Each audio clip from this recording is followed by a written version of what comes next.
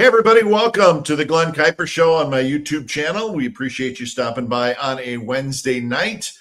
We are back at it. Had a show Monday night. We got a show coming up on Friday, and we got a special show tonight with a very special guest, a very cool guest. And I think you're going to enjoy it. We're going to have a lot of talk about the Giants' new manager, Tony Vitello. We're going to get good background on him from our guest, and I'm excited about it for a couple different reasons. I'm excited about it for a personal reason as well, which we will get to in just a moment when we introduce our guest. But first, let's get to our sponsors. The Glenn Kuiper Show is brought to you by Partners Capital, LLC. It's a wealth management firm providing financial strategies for elite performance and lasting peace of mind. With experience guiding professional athletes as well as families next door, Partners Capital delivers thoughtful planning, steady guidance, and a clear path forward. It's your partner for a stronger financial future.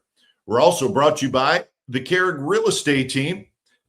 Whether you're buying a home, whether you want to sell your home, whatever you want to do with real estate, call the Carrig Real Estate Team. They have been dealing with home buying, home purchasing, and they will take good care of you. They've been doing this since 1978 with a legacy of client-first service. In fact, you can contact Mike Carrig today for a free home sale or purchase consultation. Give them a call at 925-548-4132. That is the Carrig Real Estate Team.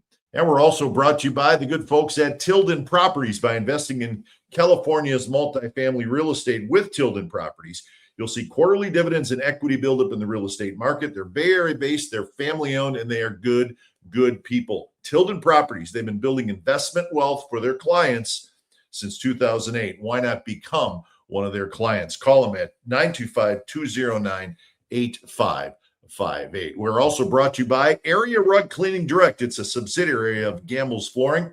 If your area rug needs professional cleaning or repair, Area Rug Cleaning Direct will pick it up and return your area rug looking brand new within 5 business days. Family owned and proudly serving the Bay Area for over 35 years. Call Area Rug Cleaning Direct at 925-933-9999.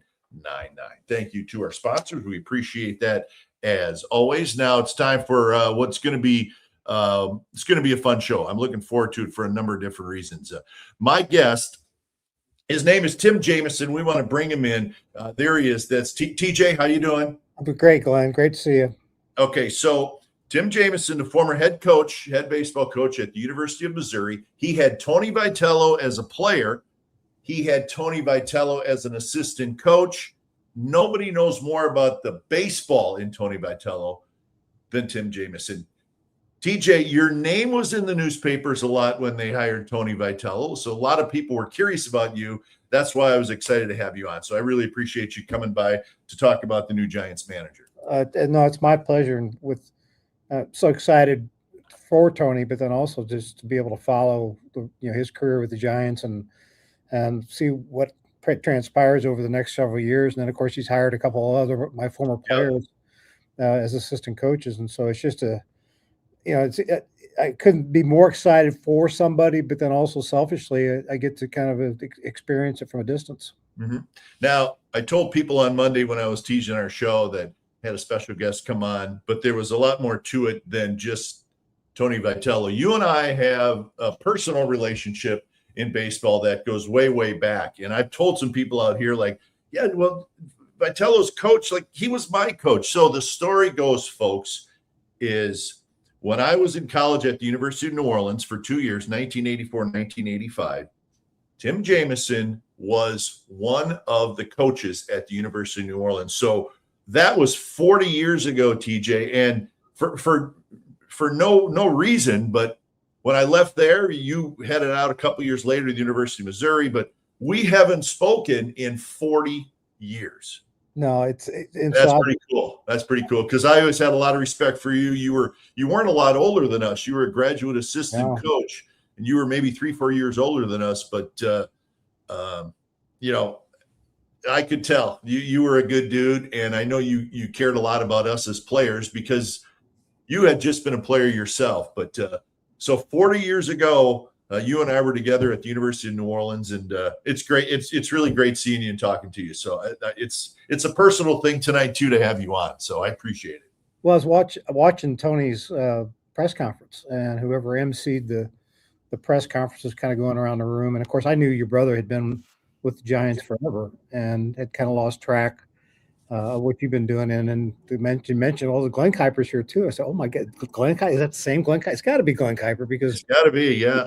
Dwayne was there. And so that's why I had one of my fellow assistants reach out. I don't do Instagram or anything like that, but had somebody reach out to you just to see if we could get connected again. And I'm glad you did. I really am, because I always had a lot of respect for you. And I knew you went on to great things at the University of Missouri. And, hey, 22 years, I mean, you're in their Hall of Fame, and it's well-deserved. So we'll talk a lot about that. But listen, let's get to the new Giants manager. People out here are super intrigued by this guy for obvious reasons. He's very charismatic. He's a good-looking guy, and he comes from the world of college baseball. You had him as a player. Let's start with that. When you first met Vitello, he comes on campus, and you take him on the squad. How did that work, and what did you see in him at a very early stage when he was playing for you? Well, it started he went to a Division II school out of high school. He went down to Mobile, Alabama, and went to a small school down there. And his dad, Greg, who's another, if you haven't met him, is another person you need to get to know. But was a high school baseball coach in St. Louis. Billy Miller's high school baseball coach, and some other future major leaguers. And he saw me out on a recruiting trail after Tony's freshman year, and he said, "Listen, man, just ask a favor, just take a chance on my son." And Tony, from a baseball skill standpoint, at least at that stage, was not a Big 12 D1 player. And so we, knowing Greg and who Greg is, and I said, yeah, absolutely, we'll take a chance on him. It's the smartest decision I ever made, because he's worked his way into playing time, but just an intelligence level and like you said, very charismatic with the energy. And there's so many things about him that led you to believe that he was going to get more out of what he is capable of doing. And his teammates loved him. And so there's just so many positive things that ultimately led me to hire him as an assistant coach as well. Yeah, that's what that's the next step. You said, I want this guy on my staff. So what did you see in him when he started coaching for you that you really liked? Well, so Tony was an infielder in college, coach's son, but an infielder. And he never worked with the pitchers. Wasn't a pitching coach. And I had a spot open up on my staff. I had a pitching coach that had left. And Glenn, the way I did things is we never really had a lot of resources to be able to hire experience. So I went with character, and I went with people that I believed in and trusted. And so I ended up hiring Tony his second year as a coach, as my pitching coach at the University of Missouri, the Big 12 Conference, and told him that, the first year, because I had been a pitching guy, so you can shadow me, and then whenever I feel like the time's right, I'll turn it over to you. And before the year was over, he was the pitching coach. And so, but the things about him, I'm asked about him all the time. He has a skill set that is off the charts. And there's a lot of coaches that can teach. There's a lot of coaches that can recruit. There's a lot of coaches that know the game. There's very few coaches that do everything way above average. And Tony's one of those guys whose skill set, and I don't know if you had an opportunity to talk to him yet, but not yet. I'm looking forward to it. I really am. I know my brother met him briefly, but he's got a lot going on. But a couple of weeks, spring training starts. So yeah, I am looking forward to chatting with him, and I'm definitely going to throw your name out there. So. Well, hopefully that'll do you some good. But he just has this ability to connect very quickly, and it's sincere. And like I said, the players that played, I can't speak for the Tennessee or the players at Arkansas or TCU, but the players that played for him here and who he recruited, they've stayed very close to him, and they appreciate everything that he's done for them. And but again, he's a very intelligent person, really high baseball IQ, and very smart. You look at the people he's hired around him, and he did the same thing at Tennessee. He knew where his weaknesses were, and he rectified that by hiring the right people. We're talking to Tim Jamieson, the former head baseball coach at the University of Missouri, had Tony Vitello as a player and as a coach. And then he goes on and bounced around a little bit, but were you surprised at all at the success he had at the University of Tennessee? No, not at all. Again, in our game, collegiate game, you have to recruit well. And Tony had, again, it's so much, Glenn, is you can see the talent's easy to see, right? You can see the skills that allow the players to play at a high level, but to know what's inside the person that allows the person to get the most out of who they are, what their talent is. Again, Tony had a skill, whether it was just spending more time getting to know the people, but so he knew who the person was in addition to recognizing the skill set.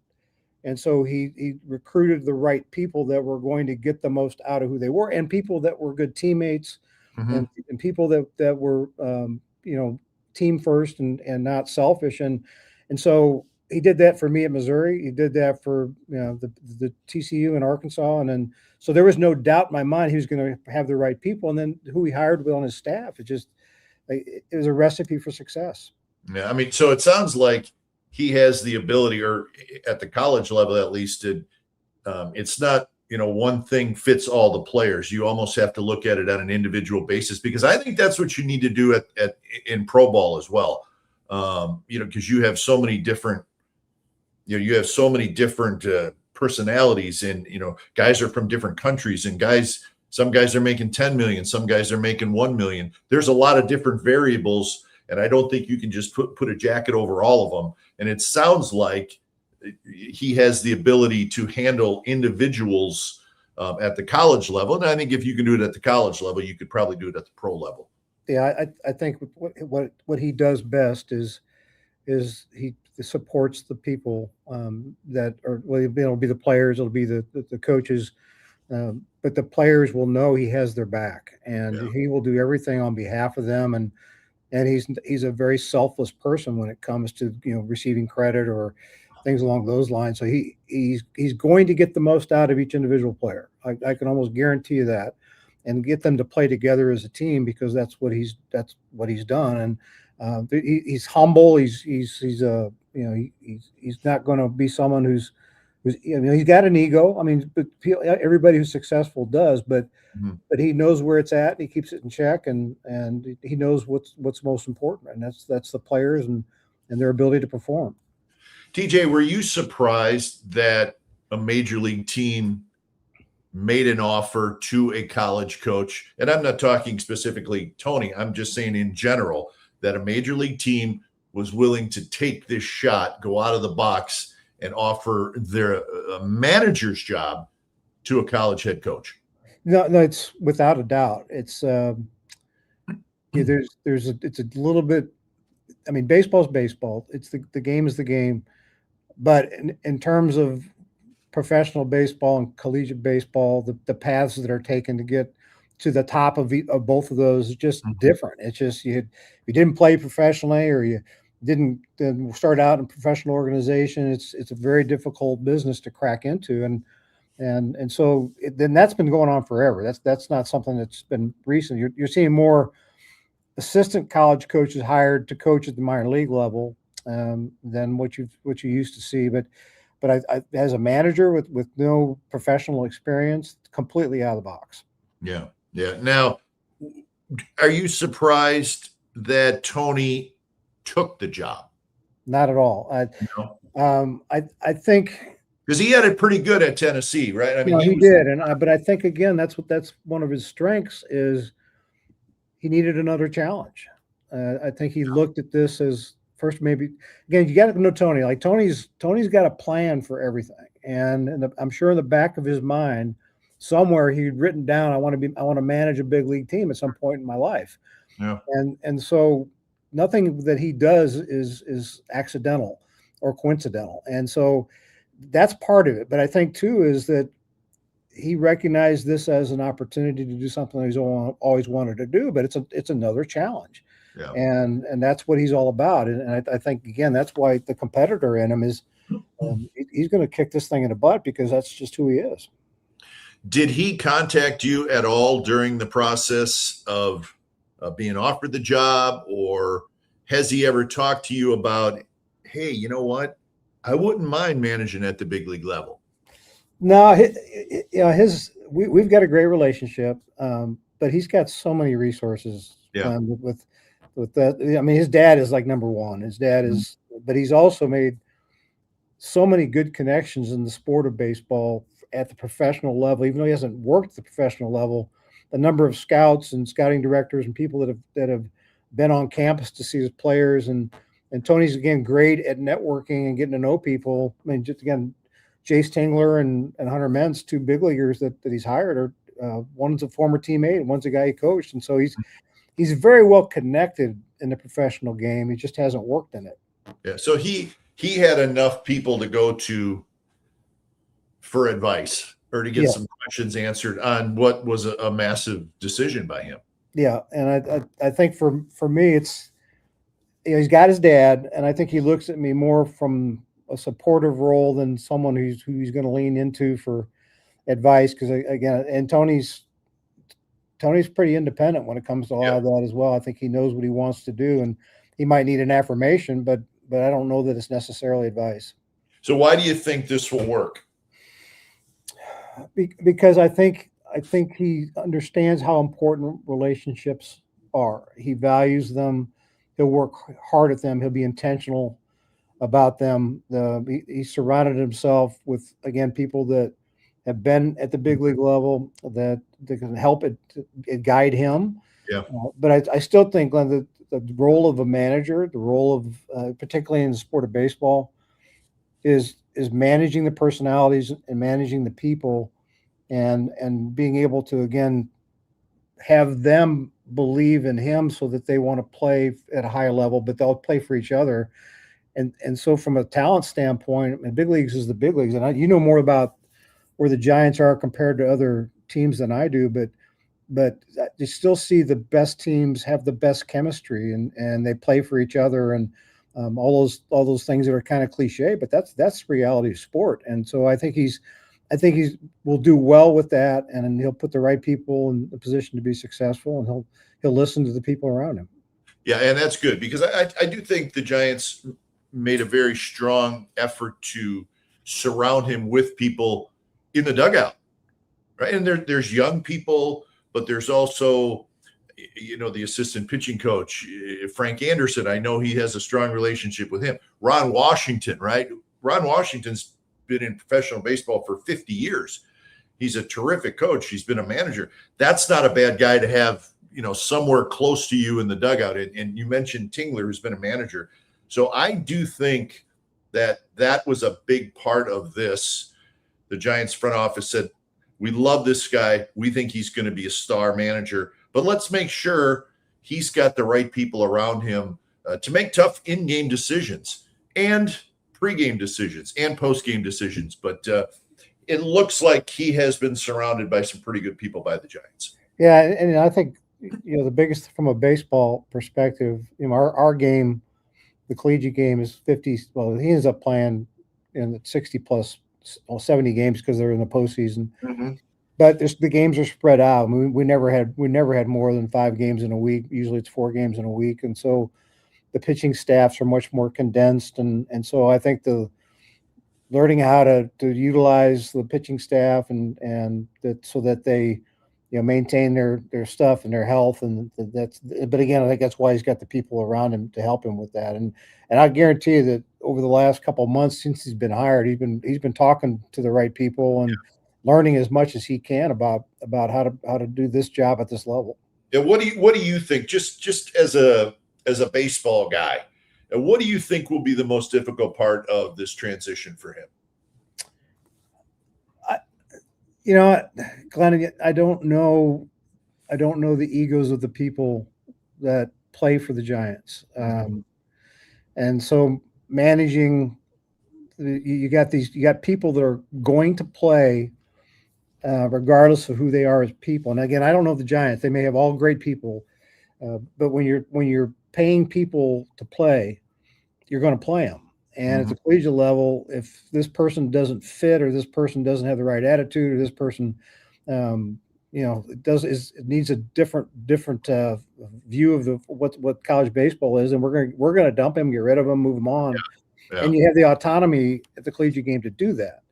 And so that's part of it. If there's no problems, which it's impossible to imagine going through 162 games without problems. But if you don't have any problems, then you have to deal with stuff like that. But then, so he's dealing with it at a different level. and so that'll be interesting to see. And but again, I think he'll do what he can to win them over and to get them to know him as a person and know that he has their best interest in mind. So I think that will negate some of that.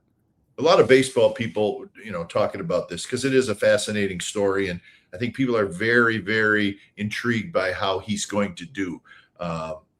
But one thing that comes up a lot, maybe the most, about the question I just asked you, what's the thing that's going to be maybe the most difficult transition? And a lot of people say handling the bullpen. And yeah, I can see it, right? I can see where people would say that would be the most difficult transition.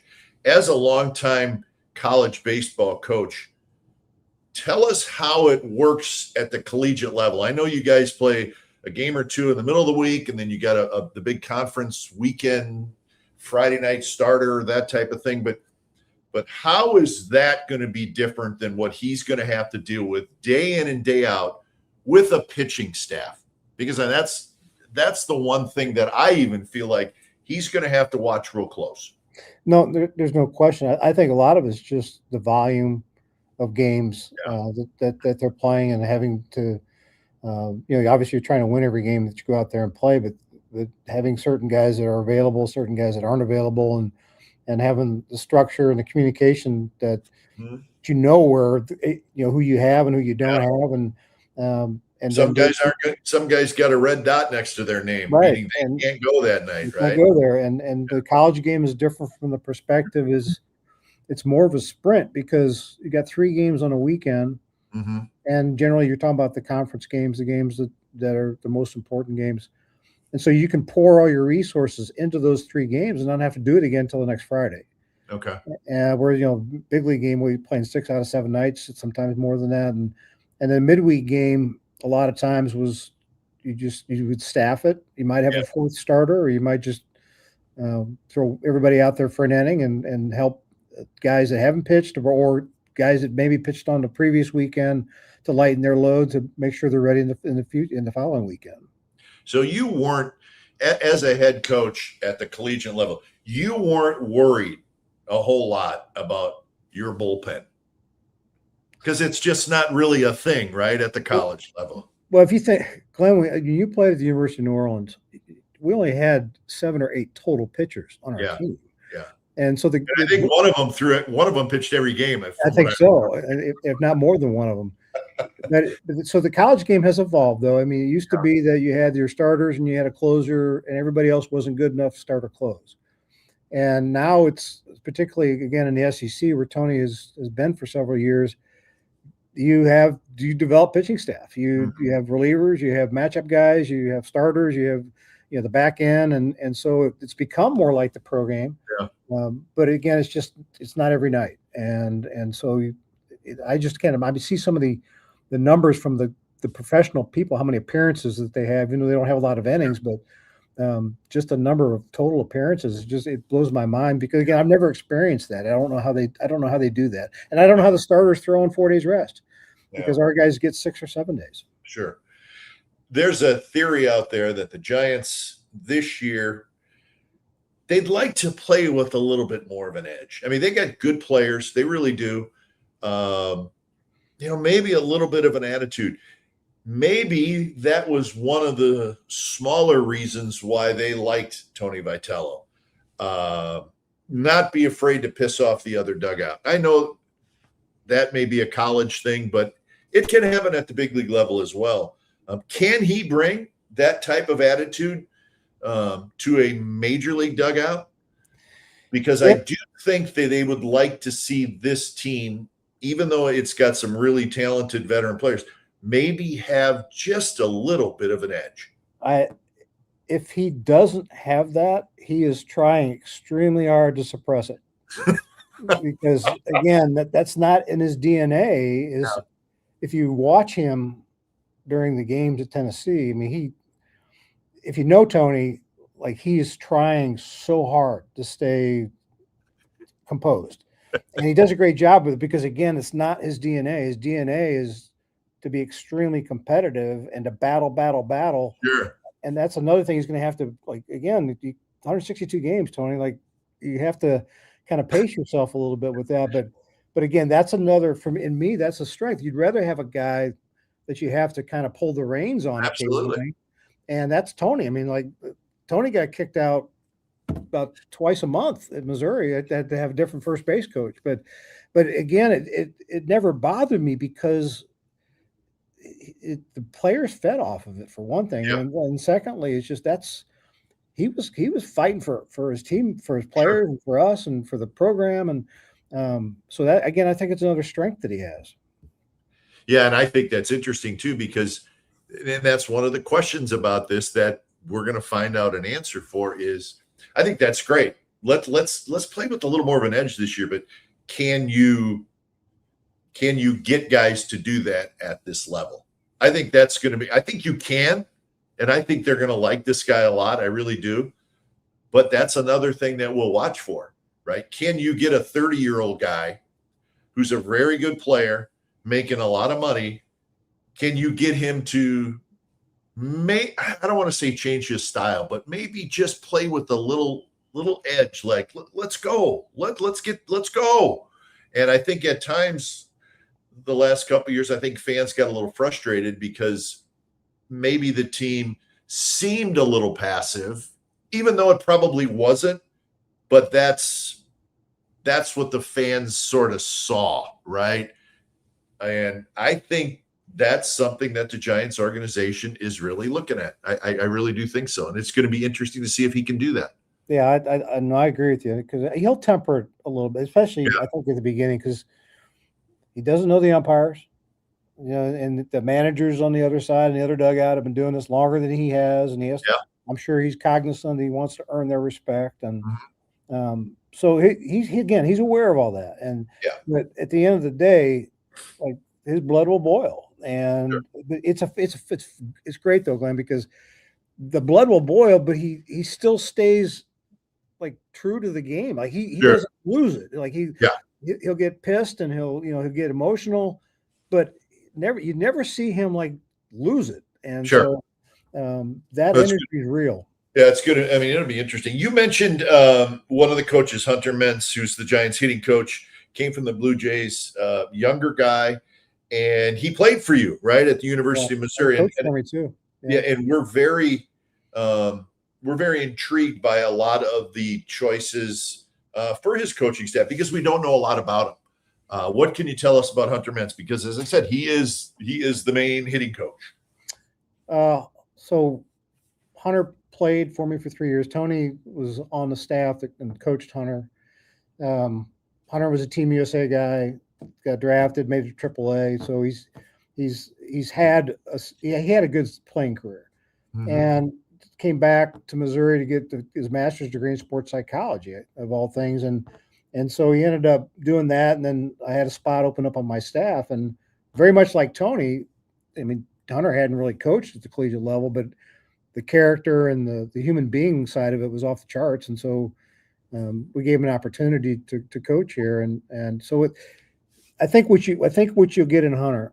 I talked to Hunter and Jace a lot more than I talked to Tony, and so during the Blue Jays run, I was I'm very curious about how are you getting these guys to buy in, to putting the ball in play, and a two-strike approach, and playing for the team versus the numbers, and again, his comment was, well, we worked really hard on developing a relationship with each guy.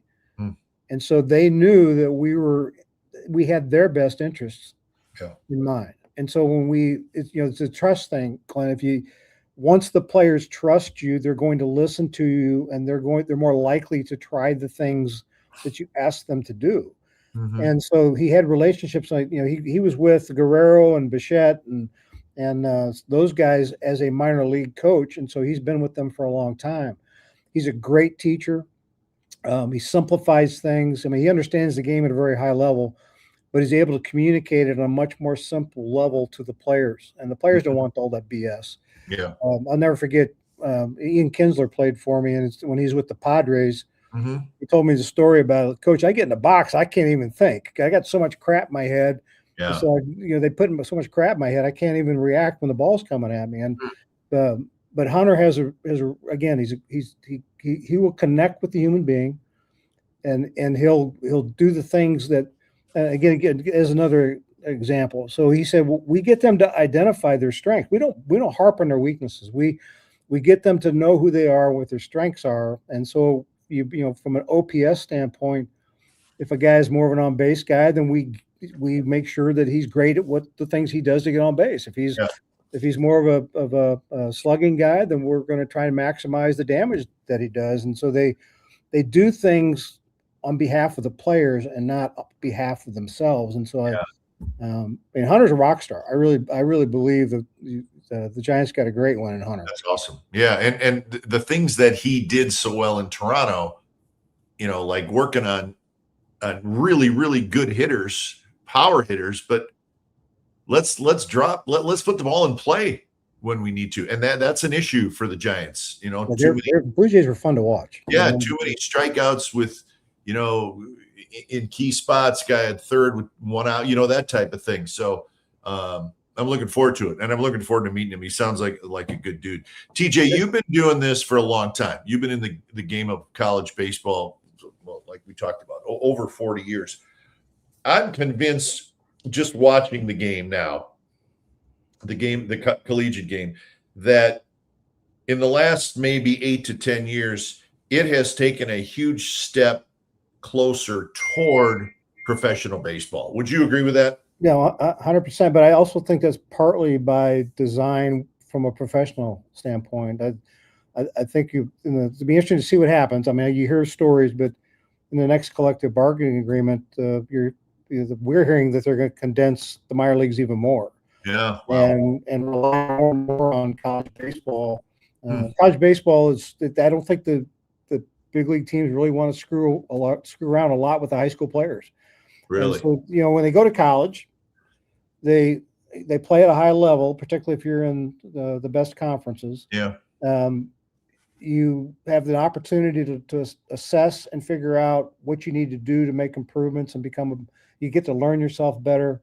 You get stronger. You become more a better place emotionally. You'd be able to deal with the ups and downs of the game. And so you're coming out at the age of 21 at a much better place than you would have ever started it as an 18-year-old. Sure. And so that's part of it. But I think you're seeing more and more guys who could make money out of the draft go to college. And part of it's the NIL. Part of it is you know, I'm going to short-term invest in my collegiate career to make more on the back end. And I just think you're seeing more and more of that. But the game has really elevated. And I think that's why you're seeing it, because you got more guys that are close to the big leagues at the end of 3 years of college. Yeah, and I wonder too if it's almost like the college game is so good now that you could almost use it as a player as it's equivalent to the minor leagues. And I think you watch an SEC game or a Big 12 game or an ACC game, any of the big conferences, you know, I mean, I ask people, what's it equivalent to? And most people say it can be as equivalent as high as a AA game. And that's pretty, I mean, guys in AA are not far from the big leagues. No, and I think, Glenn, it's particularly, and I don't want to, I'm not an SEC homer, but the reality of it is, all you got to do is look at the draft picks, the league and the support that's provided to the league by the athletic departments and the fans and the broadcast. Every game's on TV, and then you're playing in great facilities. You're playing in front of great crowds, and then of course you're going to play in the postseason. I mean, we had 16 teams in our league, and 13 of them went to the postseason last year. And you know, I think the last 8 national champions, 7 of them have been from the SEC, and so it's just and 6 of them have been different teams from the SEC. It's not just the same team all the time. I mean, I think LSU is the only school in that group that's won more than one, but it's been multiple teams that have won national championships, and so you're playing at a very high level against very high competition. And so, you know, that I also think that so many minor league teams, you know, you got this team of 25 guys for 2 guys to play, you know, the 2 guys that might make it to the big leagues. And so they see it as a much more efficient model of doing it through college. Well, and I would think too, I mean, I would think organizations now, I guess they would love what they see in the SEC, right? Because kids are talented and they're getting, you know, great competition. playing against great teams, other great players, and they're closer to being big league ready if they are that talented. Yeah. Why wouldn't you want to draft a guy like that, right? Well, and it's the other thing is you'll hear a lot of times is you get a junior college player or you get a mid-major player that transfers into your program who's had a good career, who's put up good numbers, but they haven't seen it against good enough competition. And so now when the guy comes into our league and has success, it's easier to go, you know what, that guy's good enough because he's always put up numbers and he checks all these boxes, but now he's shown that he can do it against the best competition in college baseball. And so it's kind of a no-brainer. You got an impressive board behind you, TJ. I see pros. Is that your University of Missouri professional baseball players board? Yeah, we've got a lot of names in there. I'm in the meeting room at our stadium, and behind me is all the guys that have been drafted. That's awesome. And there's a lot of names you'd recognize. Oh, I bet. Yeah. I'm Tingler and Mence, two of them, but it's I've been very blessed, and again, people like Tony, who brings in these players, right, and then did such a great job of developing the players and the mindset of the players, and so we've had some pretty good big leaguers, and I'd like to take credit for that, but the reality of it is that we were just very fortunate to have some really good players. Yeah. So, what do you think about the world of college sports? And this is a tough question to ask people because it's gotten crazy. I mean, with the NIL money, and it's changed a lot. What do you think about what's going on? How old school do you want me to be? I'm with you a little bit. I mean, it's I grew up like you did with when the Big 8 conference was a big deal, and we wanted to watch Nebraska and Oklahoma on Saturday afternoon, right? Well, the Southwest Conference, all Texas schools, right? I mean, stuff like that. That's how I grew up. That was just a cool way to have it, right? The Pac-10 and the Big 10. Those days are over, which to me is a little disappointing, but I understand it's such a big business now. And really, it's almost professional sports now at the collegiate level. I don't know if that's good or not, but there are some good things for the kids. I would say that. No, they're getting paid. And Glenn, when I played college baseball, I don't know how much limitations there were on scholarships, but we've been stuck at 11.7 scholarships for a long time, which is ridiculous. Now with these new changes, you can have as many as 35. Yeah. And again, the upper end teams. So the kids are taken care of better, the baseball players and some of the thing that bothers me, and again, this is the parent in me, or preparing people for life, is the ability to chase the money and to not develop the human skills that you have to be successful long after college. The loyalty, or just the playing for something bigger than yourself, and we've just made it too easy for these kids to run away from adversity. Sure. And to run to the next best thing, and so that bothers me. As far as them getting paid, and I'm glad they're getting paid. I just had a hard time believing that the fourth string center in a football team is worth $250,000 with the revenue share and scholarships and everything else. But that's where we're at. Well, and I think as a coach, it would be really difficult. I have some friends who are college football coaches, and they said it's ridiculous because if a kid doesn't like what you say to him, he can leave. Yeah. And get money to leave. And the other thing that's happening, that, again, that's bothersome, and get back to the agents, the kid won't put his name in the portal, but the agent will call other schools to see if there's an interest. Yeah.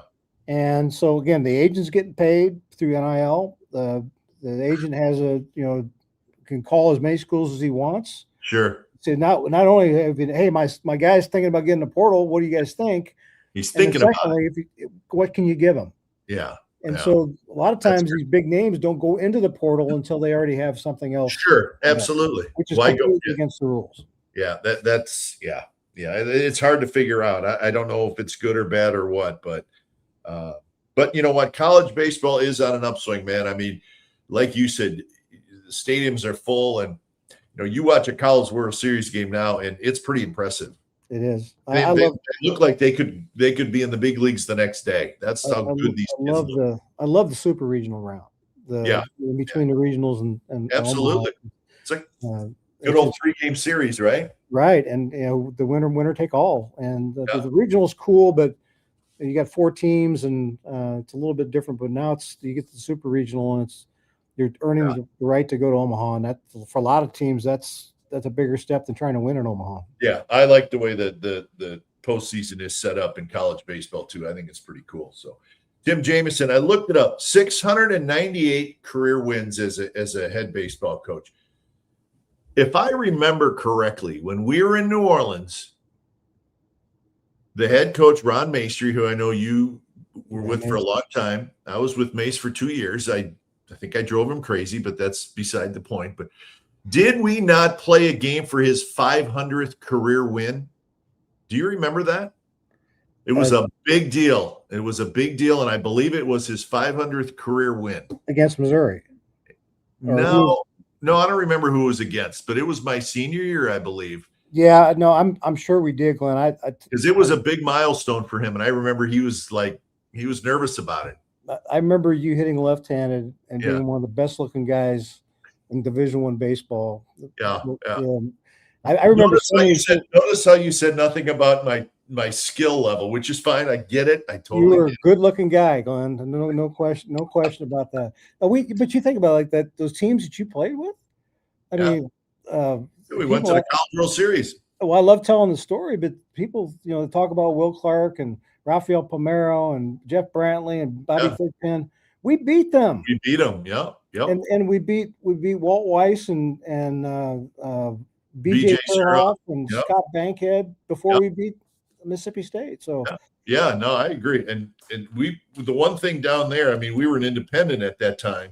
Yep. Now people are like, University of New Orleans, I don't know anything about it, but there was a time when it was an excellent baseball program, and we were independent. So we played University of Miami, North Carolina, South Carolina, Mississippi State, Tulane. We went to Texas. I mean, we played all the good schools, and it was a lot of fun. It was, and I was fortunate enough to be there for 12 years, and probably if you're going to be there for 12 years, it was the 12 years you wanted to be there, because we I would say that regionals and went to Omaha and hosted regionals, and so it was. And then I get that, like, people like you and just so many really cool people that I had the opportunity to be around in the time that I spent there. And like you already mentioned, Mace is just, I'm so appreciative of what he did for me.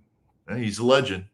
TJ, it was great having you. And again, 40 years, you don't talk to somebody and then you talk to them, and it really is kind of a cool feeling. So I appreciate you coming on. Let's do it again. Say hi to your lovely wife. She probably doesn't remember me. Oh, yeah, she does.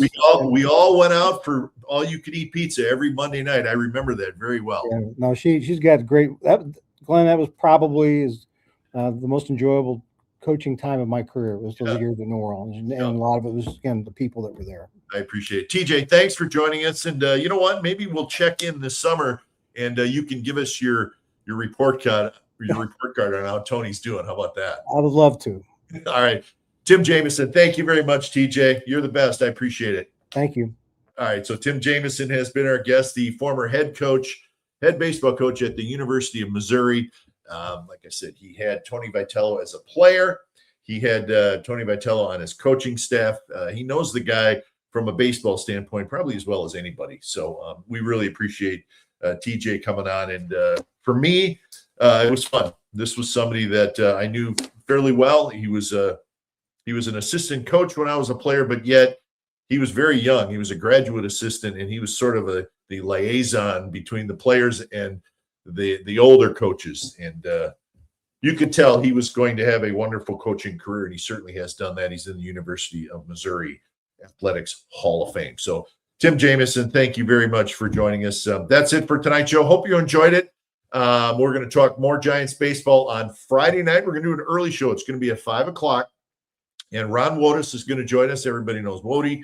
And we'll see how things are going as we're closing in on spring training just a couple of weeks away. So join us on Friday at 5:00. our special guest will be Ron Wotus here on the Glenn Kuiper Show. So that is it. Let's check in with our sponsors one more time before we say goodnight and see you all on Friday night. Let's start with Partners Capital LLC. They have been a loyal sponsor to the Glenn Kuiper Show, a wealth management firm providing financial strategies for elite performance and lasting peace of mind. Partners Capital, your partner for a stronger financial future. And by the Carrick Real Estate Team.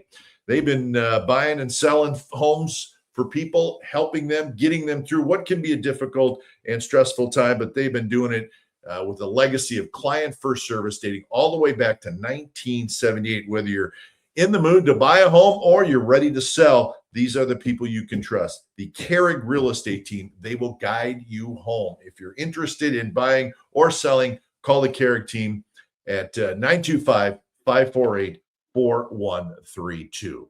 Also brought to you by Tilden Properties. You'll see quarterly dividends and equity buildup in the real estate market if you invest with Tilden Properties. They do it by purchasing multi-family real estate in the state of California, and they are always looking for investors. If you join the group, you'll be happy. Their Bay Area-based family-owned Tilden Properties has been building investment wealth for their clients since 2008. And last but certainly not least, our final sponsor is Area Rug Cleaning Direct, family-owned and proudly serving the Bay Area for over 35 years. They will pick up your area rug, clean it, and bring it back within 5 business days. It's Area Rug Cleaning Direct at 925-933-9999. Thank you to the sponsors. Thank you to my special guest tonight, Tim Jamieson, and thanks to the viewers who have checked out tonight's show. We appreciate it. We'll be back on Friday night with Ron Wotus. The show starts at 5 o'clock. Join us then. Thanks, everybody, and thanks again to Tim Jamieson. Have a good one. We'll see you Friday night.